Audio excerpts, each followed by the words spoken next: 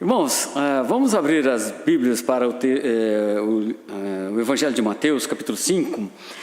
E eu quero falar um pouco nesta manhã aos irmãos sobre as bem-aventuranças. Eu sei que esse é um texto bastante conhecido e que muitos pastores pregam nesse texto, e os irmãos já devem ter ouvido muitas mensagens, até sobre esse texto, mas eu gostaria de pregar nesse texto porque eu tive pensando muito sobre ele, estudando, orando, e então creio que é um texto muito rico para que a gente possa explorar, Por mais que a gente explore também, nós não vamos chegar num fim, eu creio, Então, vamos ler para a nossa meditação nesta manhã, capítulo 5, do versículo 1 até o versículo 12. Os irmãos puderem ficar em pé, por favor, em reverência à palavra de Deus. Diz assim, Mateus capítulo 5, versículo 1 até o 12. E Jesus, vendo a multidão, subiu a um monte, e assentando-se, aproximaram-se dele os seus discípulos. E abrindo a sua boca, os ensinava, dizendo: Bem-aventurados os pobres de espírito, porque deles é o reino dos céus. Bem-aventurados os que choram, porque eles serão consolados. Bem-aventurados os mansos, porque eles herdarão a terra. Bem-aventurados os que têm fome e sede de justiça, porque eles serão fartos. Bem-aventurados os misericordiosos, porque eles alcançarão misericórdia. Bem-aventurados os limpos de coração, porque eles verão a Deus. E bem-aventurados os pacificadores, porque eles serão chamados filhos de Deus. Bem-aventurados os que sofrem perseguição por causa da justiça, porque deles é o reino dos céus. Bem-aventurados sois vós, quando vos injuriarem e perseguirem, e mentindo disserem todo o mal contra vós por minha causa. Exultai e alegrai-vos, porque é grande o vosso galardão nos céus, porque assim perseguiram os profetas que foram antes de vós. Oremos. Pai, te damos graças pelo privilégio ímpar que temos de estarmos aqui reunidos como igreja do Senhor. Obrigado porque um dia estávamos perdidos, mas o Senhor nos achou e nos trouxe das trevas para a tua maravilhosa luz. Pai, me ajude agora a fazer aquilo que eu preciso fazer, que é trazer a mensagem da tua palavra a esses corações que estão aqui atentos e querem também partilhar disso para suas vidas. Que esses ensinamentos cheguem ao coração de cada um dos irmãos nesta manhã. É o que eu te peço em nome de Jesus, nosso eterno Salvador. Amém. Podem sentar, irmãos. Irmãos, o reino de Deus é chegado, chegou em Jesus Cristo. E por meio da fé nesse Jesus Cristo, nós entramos no reino. No entanto, nós vivemos ainda neste mundo, apesar de não pertencermos a Ele. Nós somos cidadãos dos céus vivendo aqui na terra. E fazemos parte de uma nova ordem das coisas, uma era de nova humanidade em Cristo. Essa nova vida, no entanto, deve ser vivida dentro do contexto da vida que nós possuímos anteriormente, ou seja, dentro do contexto do mundo. Nossa vida foi transformada por Jesus Cristo, mas nós ainda estamos aqui neste mundo e nós vivemos num contexto bem hostil ao nosso estilo de vida que foi dado por Jesus Cristo. Então, esse estilo de vida do reino deve ser vivido em um ambiente que sofre a opressão do mundo, sofre a opressão da carne e do diabo. E por essa razão é que travamos diariamente uma batalha que só vai findar com a volta do Senhor. Então, se você é um crente em Jesus Cristo, salvo pela graça, você tem que entender, ou nós temos que entender, que nós vamos ter uma batalha até o dia, ou quando Jesus voltar, ou quando nós partirmos desse mundo. Não vai parar isso, não vai ter tempo de folga, de bandeira branca, vamos dizer assim. Porque o diabo não tem isso, Então, por isso, irmãos, através desse sermão, aqui do Sermão do Monte, Jesus traz uma série de ensinamentos que são efetivos para aqueles que fazem uma profissão de fé nele. Pertencer ao reino de Jesus significa rejeitar todas as declarações e características do reino deste mundo. significa ter uma sensação de não pertencer a Ele mesmo estando dentro dele, como já falei. Porque nós somos forasteiros aqui. E nós somos diferentes do mundo. Amém ou não, irmãos? Amém. Somos diferentes ou não? Nós não somos melhores, mas somos diferentes. E as bem-aventuranças, né, como é chamado aqui esse texto, são descrições numa forma exclamatória das qualidades que devem ser encontradas na vida dos que se submetem ao domínio soberano de Deus. E elas, ou seja, essas qualidades são também uma declaração das bênçãos que já experimentam em parte e que irão gozar mais plenamente na vida futura todos os que revelam tais virtudes, vamos dizer assim. O tempo verbal aqui, bem-aventurado, né? Aqueles que como é que fala aqui, são pobres de espírito, tal, elas são uma descrição das bênçãos, né? E enfatizam uma certeza: se nós estamos servindo a Cristo, nós somos bem-aventurados. Aqueles que não servem poderão ser ainda bem-aventurados se um dia servir, né? As bem-aventuranças que nós temos aqui, Mateus 5, começa com o versículo 3, são 8. E quando chega no versículo 11, né, Jesus abandona a forma exclamatória de bem-aventurados são e aborda os discípulos diretamente com palavras: bem-aventurados sois. Então ele fala bem-aventurado os pobres, ele faz de uma maneira mais genérica. E aqui no versículo 11 ele fala: bem-aventurados sois vós quando vos injuriarem, né?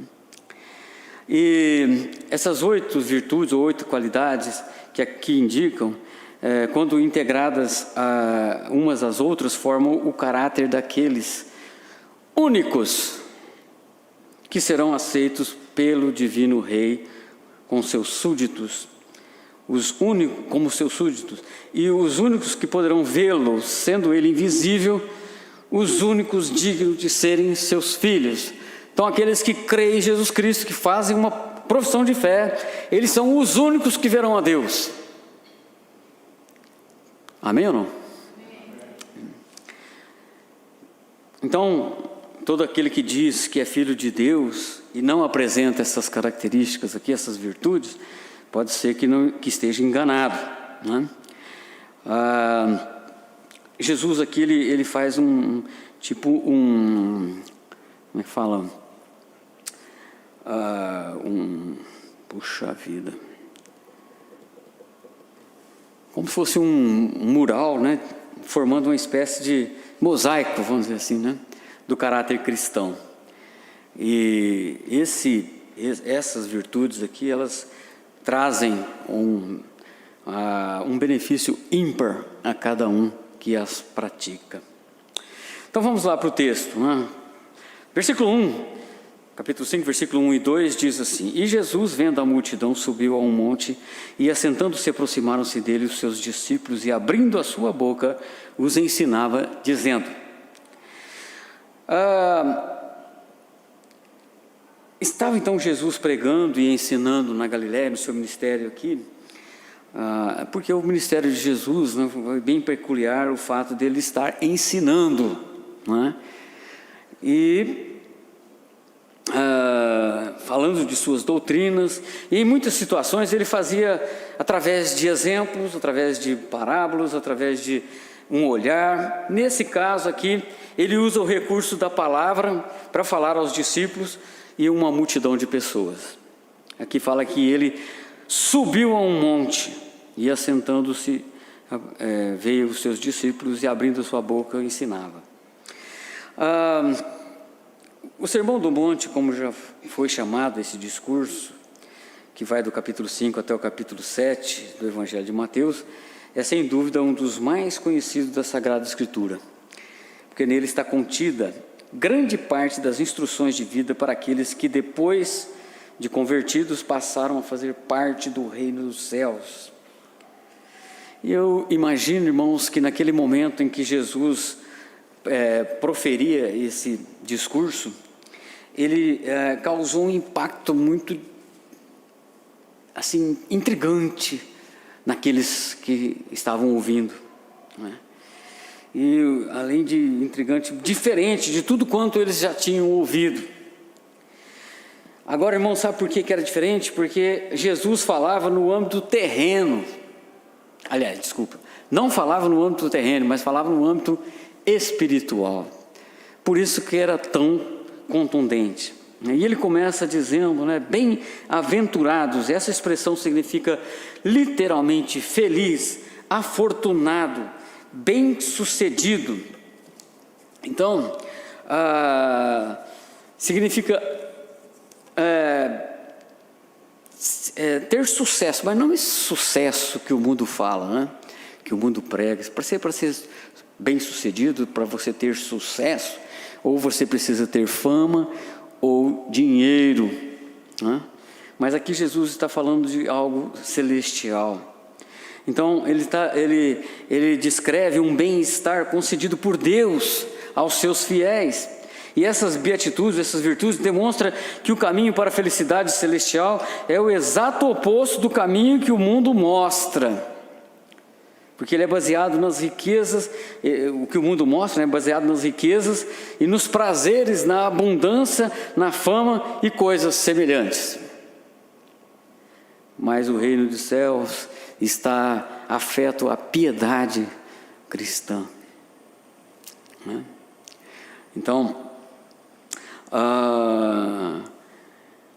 o pastor João Henrique, né, falou sobre a questão da graça, né?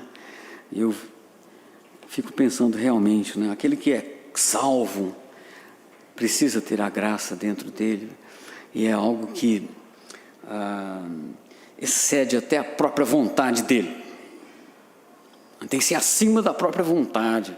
Porque, irmãos, para fazer a obra do Senhor, nós precisamos deixar o nosso eu de lado, não é? E prestarmos atenção naquilo que Deus requer de nós, não é? Então, a busca do cristão é a piedade, é esse sucesso, né? Essa felicidade de bem-aventurado, ela é algo, né? E tudo isso é algo que é o objetivo do cristão, deve ser o objetivo do cristão, né? E não o sucesso que o mundo dá. No versículo 3 ele diz, bem-aventurados os pobres de espírito, porque deles é o reino dos céus. Os pobres de espírito aqui são os que reconhecem de coração serem pobres, não pelo pouco dinheiro que possuem, né? Mas é no sentido de não poder realizar nenhum bem sem a assistência divina, ou seja, a pessoa sozinha é pobre para fazer sozinha as coisas que Deus requer dele. Então ele é um pobre de espírito. Ele não tem nenhum poder em si mesmo que os ajude a fazer aquilo que Deus requer dele. Então isso é o pobre de espírito. E aqui fala o reino dos céus pertence a esses, né? Porque deles é o reino dos céus. Porque, irmãos, porque os orgulhosos não terão lugar no reino dos céus. Porque primeiramente a pessoa orgulhosa não vai nunca crer em Jesus Cristo, não vai fazer a sua profissão de fé, porque é algo humilhante, né? Então o arrogante, o autossuficiente, os orgulhosos, eles não vão entrar no reino dos céus. E Jesus então está ensinando que o reino dos céus é um presente gracioso para aqueles que reconhecem sua própria insuficiência espiritual e são humildes para aceitar. Versículo 4 diz, bem-aventurados os que choram, porque eles serão consolados. Os que choram são os que lamentam tanto os seus próprios pecados e falhas. Você lamenta quando você peca? Você sabe que você falhou, você pecou contra Deus, você se lamenta com isso? Você fala, Deus vai me perdoar, tá, não tem problema não.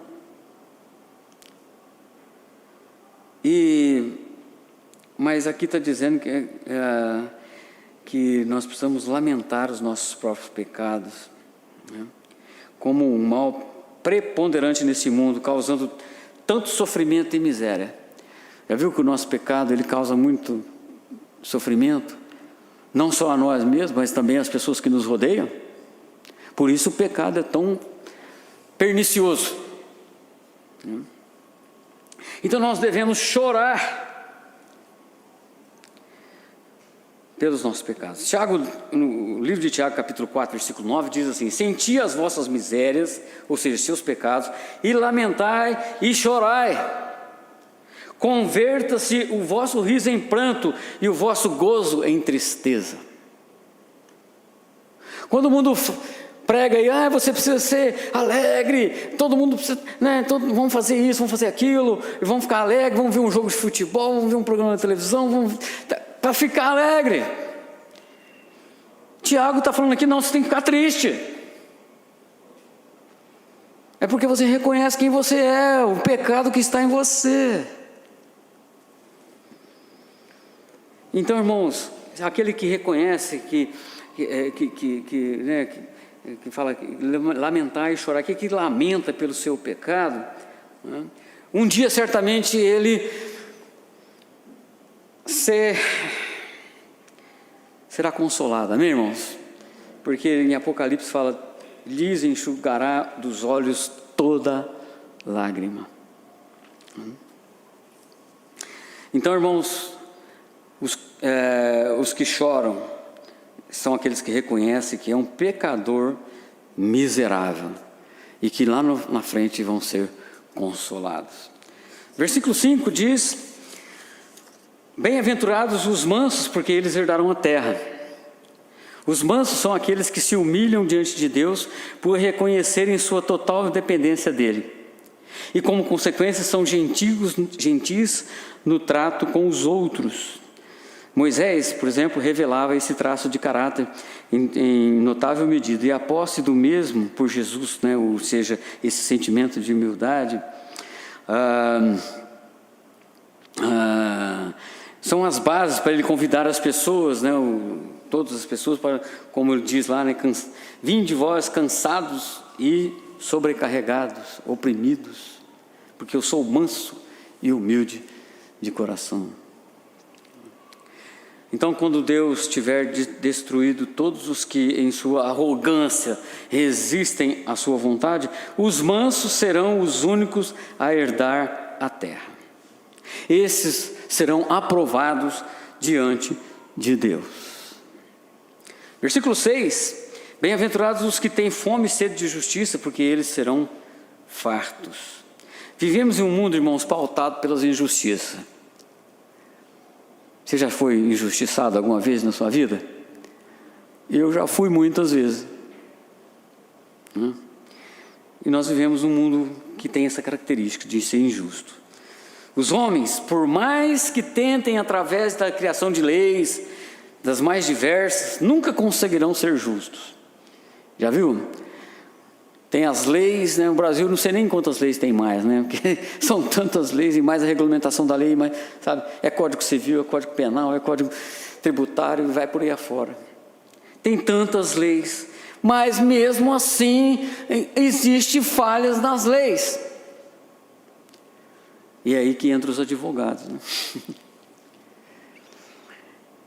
Então não consegue ser justo. O homem não consegue ser justo.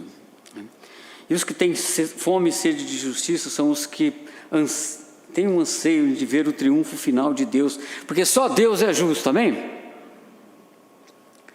E anseiam por fazer eles próprios o que é justo e reto. Quer dizer, nós como cristãos ansiamos pela justiça de Deus, e também com isso nós aprendemos a justiça para praticá-la no nosso dia a dia.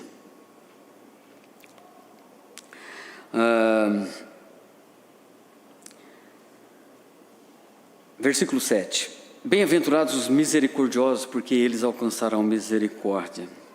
Os misericordiosos são aqueles que estão conscientes de serem dignos da misericórdia de Deus, e que se não fosse por causa da misericórdia de Deus, eles não seriam apenas pecadores, mas pecadores condenados. Consequentemente, esforçam-se para agir no seu convívio com outras pessoas, usando da misericórdia. Porque se Deus foi misericordioso conosco, nós temos que ser misericordiosos para com os outros. Então, bem-aventurados os misericordiosos, porque eles alcançarão misericórdia. Quando nós somos misericordiosos com o nosso próximo, nós alcançamos misericórdia de Deus e vice-versa. E quanto mais fazem isso, mais a misericórdia de Deus se estende sobre ele. Versículo 8: bem-aventurados os limpos de coração, porque eles verão a Deus. Os limpos de coração são os íntegros, livres da tirania de um eu, né? Um eu que é dividido muitas vezes, né? E que ficam tentando servir a Deus e ao mundo. Ao mesmo tempo, eles querem estar servindo a Deus. Eu estou bem diante de Deus, mas também querem participar do mundo. Destes é impossível que Deus se agrade, né? Vivem como se pudessem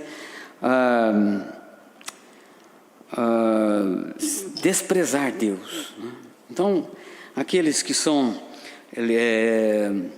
limpos de coração, eles verão a Deus, né? Que Deus vai se voltar para eles.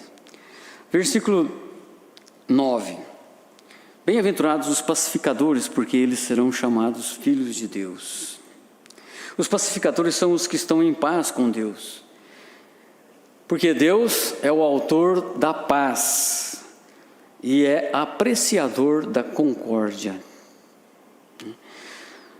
São aqueles que mostram ser verdadeiramente filhos de Deus, esforçando-se para aproveitar qualquer oportunidade que se abra para efetuar a reconciliação entre aqueles que estão em desavença.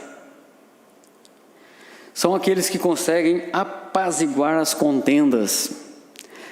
Já viu muitas vezes no ministério pastoral, a gente, né, às vezes depara com certas situações, e às vezes um casal não está vivendo um tempo legal, muito bom, né, na igreja, está tendo problemas conjugais, e às vezes vem pedir aconselhamento, direção. E nós temos, irmãos, não só o pastor, mas também qualquer um dos irmãos, que ser aqueles que vão tentar fazer a paz ali naquele casal.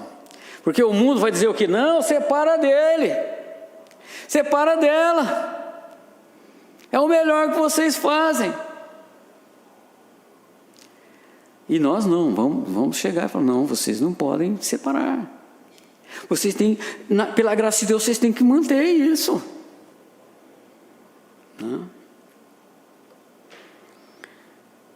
Então, irmãos, os pacificadores são esses. Nós temos que ter essa característica de sermos pacificadores ou reconciliadores, né? Versículo 10: bem-aventurados os que sofrem perseguição por causa da justiça, porque deles é o reino dos céus. Aqueles que são perseguidos, né, sofrem simplesmente por sustentarem os padrões divinos de verdade, justiça e pureza, recusando-se a ajustar-se ao paganismo e a curvar-se perante os ídolos que os homens erguem como substituto de Deus. Como cristãos, nós temos que levantar a bandeira cristã. Onde nós estivermos, nós somos cristãos. Nós já falamos aqui que o mundo é hostil ao cristianismo. Hoje está muito assim, lá nas universidades, se o professor traz lá um assunto polêmico, né? Aí o pessoal que está participando da aula ali, debatendo aquele tema, aí levanta um muçulmano: eu quero dar a minha opinião. Então tudo bem, pode dar a sua opinião aí. Levanta um testemunho de Jeová: não, você pode dar a sua opinião aí. Levanta um budista: então você pode dar a sua opinião. Aí todo mundo dá a opinião. Aí levanta um cristão e fala: eu sou um crente em Jesus Cristo. já é desacreditado na hora, né? Porque o mundo é hostil ao cristianismo, né? Então, irmãos, como Paulo alertou a Timóteo, né, em 2 Timóteo 3,12, todos os que querem viver piedosamente em Cristo Jesus, serão perseguidos.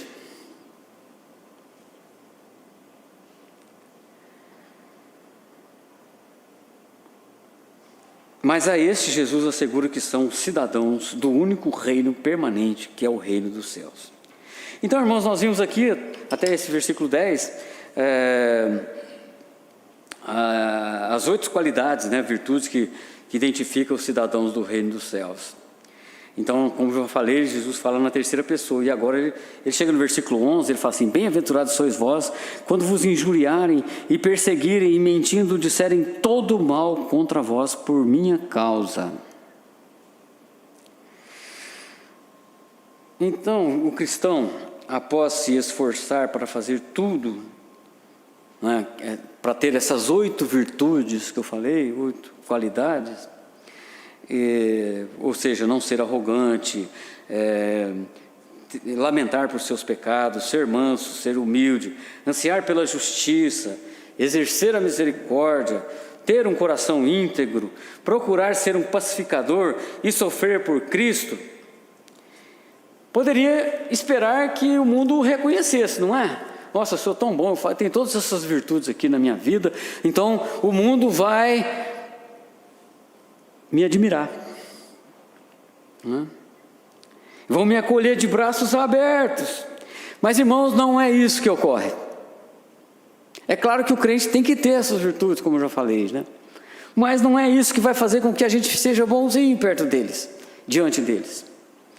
Como eu já falei, o mundo é hostil, e essas qualidades não servem diante do mundo, de um mundo envolto em trevas. E o crente será sempre escarnecido. E Jesus adverte, né, de que o sofrimento por causa dele significaria serem submetidos à violência, à hostilidade e a todo tipo de calúnia. E quando ele, o Messias, né, se retirasse da presença deles, o ódio do mundo, então, que era voltado contra ele, se voltaria contra os seus seguidores.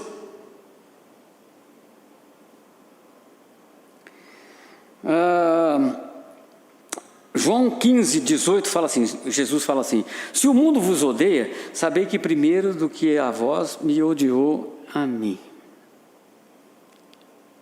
Então, irmãos, é necessário que é necessário, né, para o crente agarrar a uma promessa palpável, algo que nos dá esperança, que nos dá força. Por isso chega no versículo 12, ele diz: exultai e alegrai-vos, porque é grande o vosso galardão nos céus, porque assim perseguiram os profetas que foram antes de vós. O que Jesus ressalta e ensina é que mesmo diante de tantas afrontas e agressões, o crente deveria se alegrar por ter de sofrer por ele, porque haveria uma recompensa no futuro. E é nisto, né, que o cristão deve colocar a sua esperança. Sofrer perseguição, sim, mas também ser movidos ou ser motivados a manter essa posição, para que lá na frente sejamos abençoados por Deus e nos alegrar em Deus. Então, o reconhecimento de Deus pela dedicação de cada um, né, vai ser recompensado. Diz lá em 1 Pedro capítulo 1, versículo 4, eu leio para os irmãos: para que Deus nos regenerou, né, para uma herança incorruptível, incontaminável, imarcessível, né, e que está guardado nos céus para vós. Então nós temos uma herança incorruptível, incontaminável. Essa palavra imarcessível significa aquilo que não murcha, que não perde o viço, que é eterno e incorruptível. É um termo usado para descrever algo que não se deteriora ou se acaba com o tempo, mantendo sua beleza e valor intrínsecos. E esta palavra imarcessível é usada para descrever a herança que os cristãos vão receber. Uma herança guardada nos céus, incorruptível, incontaminável, imarcessível. Isso significa que a salvação e a vida eterna prometidas por Deus não podem ser destruídas ou perdidas. E assim, então, quando a Bíblia usa esse termo imarcessível, ela está se referindo àquilo que é incorruptível, que não se corrompe, que não se deteriora, que não se decompõe. Quando diz incontaminável, ou seja, que não se suja, não se mancha, não se contamina, que é duradouro, que não tem fim, que é eterno, que permanece para sempre, que é inalterável, que não muda, que mantém sempre igual. Em resumo, é uma qualidade divina, né? É algo que pertence ao reino espiritual e que é perfeito e eterno, sem as limitações do mundo físico e temporal. É essa herança que espera pelos fiéis cristãos. Amém, irmãos? Vocês conhecem alguma coisa nesse mundo que não deteriora? Tem alguma coisa aqui que não deteriora? Nunca. Você compra um carro novo, passado alguns anos, né? Vira sucata. Você constrói uma casa, vai passando os anos, se não fizer nenhuma reforma, nada, ela vai, a tinta vai ficando ruim, começa a apodrecer. Mas a herança dos crentes não vai apodrecer. Amém, irmãos? Glória a Deus por isso. Então, irmãos, como salvos, nós devemos nos alegrar quando somos injuriados, sabendo que esse sofrimento é a indicação de que estamos na linha na mesma linha, né, vamos dizer assim, de descendência dos profetas que anunciaram a vinda do Messias. Mas aí vem uma pergunta: é fácil submeter a isso? Evidentemente que não, né? Porque quando nós somos insultados, vilipendiados, né, nós queremos revidar na mesma intensidade, não é? Você é ofendido, você não tem aquela reação de fazer a mesma coisa com a pessoa, até pior? Muitas vezes são, né? É por isso que o cristianismo é tão intrigante, pois nos ensina o contrário de que o mundo geralmente pratica. A igreja, o povo escolhido de Deus, salvo em Jesus, é um ser novo, né? Um peculiar, que deve, pela própria natureza de sua vocação, ser característico, ou seja, todas essas virtudes, ser característica do cristão, onde ele facilmente é identificado. E isso ocorre nas circunstâncias em que é submetido à vergonha, às injúrias, ao vitupério, por fazer parte desse povo. Você já sofreu algum dano por ser um cristão? Diante das pessoas? Humilhação? Já? Eu já. E eu creio que vocês também já devem ter sido.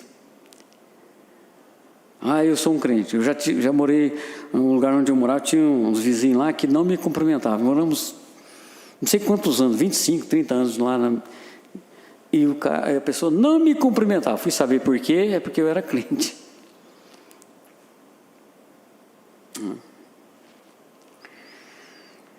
Então, você tem sofrido algum prejuízo lá no seu trabalho? Porque você é crente.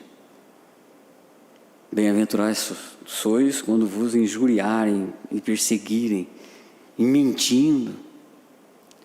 Muitas vezes você está na linha de trabalho numa empresa, você está na linha lá para ser promovido, aí de repente acontece uma coisa lá e você não é. Era a sua vez, mas aí o outro veio, né, mexeu os pauzinhos, passou na sua frente. Isso é o que o mundo faz, né? Então, isso você faz, acontece com você porque você faz parte da igreja de Jesus. Pessoas têm escarnecido de você por ser um crente. Você sofre algum tipo de perseguição, então, pelo nome de Jesus Cristo? Se não, se você não sofre nada, então você não está vivendo essas características ou essas virtudes, essas qualidades das bem-aventuranças. Porque se você estiver vivendo, você vai incomodar as pessoas. E você vai ser perseguido. Por quê? Porque o mundo odeia. Já falei aqui várias vezes, né? E odeia o crente. E muitas vezes nós vamos ter que ser positivos naquilo que nós pensamos. Só rapidamente um testemunho para a gente encerrar. O Ulisses, meu filho mais velho, que hoje está com 37 anos, né? Olha só, o tempo passou, né? O João Henrique falou que eu estou muito saudável ainda, muito disposto. Obrigado, irmão.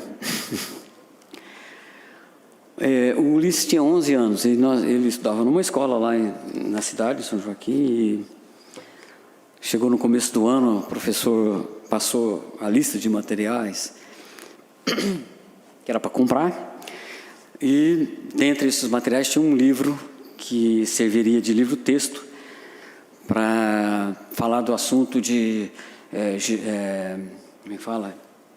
Identidade de gênero, como é que é? Coisa de gênero aí. E eles iam falar sobre isso, porque naquela época ainda tinha muita questão de AIDS, não sei o que e tal. E dentro desse material eu comprei esse livro, cheguei em casa, não sei, alguma coisa, eu creio que foi o Espírito de Deus que me iluminou. Falei, deixa eu dar uma olhada nesse livro aqui. Aí comecei a ler o livro, li os 2 primeiros capítulos do livro, para ver o que é que ele queria aprender na escola. Ele tinha 11 anos. Estava naquela época, era a 5ª série, né? Aí quando eu li aquele livro, eu falei, gente, mas esse livro é simplesmente ridículo. Desculpa a expressão, irmãos, era nojento. E eu fiquei, nossa, que é isso? Fui lá na escola conversar com a diretora da escola. Levei o livro, falei assim, você vai me desculpar, mas o meu filho não vai estudar esse livro. Não, mas isso aí é do MEC, é sugestão do MEC, não sei o que lá, e é para tratar do assunto, não sei o que. Eu falei, não. Vocês vão acabar com tudo que eu ensinei para meu filho até aqui. Minha esposa pediu demissão do serviço para ficar em casa. Ela tinha um emprego público, né, trabalhava para o governo. Saiu do emprego para poder ficar em casa para cuidar dos nossos filhos, do Ulisses e outros que vieram depois. Para ensinar, e nós estamos levando nosso filho na igreja, nós queremos trazer nosso filho dentro do ensinamento cristão. Agora, isso aqui é um lixo. Falei, olha, tem uma coisa, ou vocês mudam esse livro, ou meu filho não vai estudar esse livro. Então, vocês veem o que vocês fazem. Aí, passados uns dias, ela me chamou lá, falou, olha, nós resolvemos aqui, nós temos um outro aqui, outro livro aqui, então nós resolvemos adotar esse outro. Então, irmãos, aí eu fui lá e comprei um outro livro, aí, não, esse aqui é decente, né? Pelo menos trato do assunto de maneira mais decente. O que eu estou querendo dizer é que em muitos momentos, irmãos, nós vamos ter que ser chato com o mundo. Nós não vamos poder. Agora, indiretamente, outras crianças também foram beneficiadas, porque não precisaram, né, na classe, estudar aquilo lá. Não foi só meu filho, né, que foi beneficiado. Mas muitas vezes nós temos que ser desse jeito para poder mostrar que nós temos uma convicção. Amém, irmãos?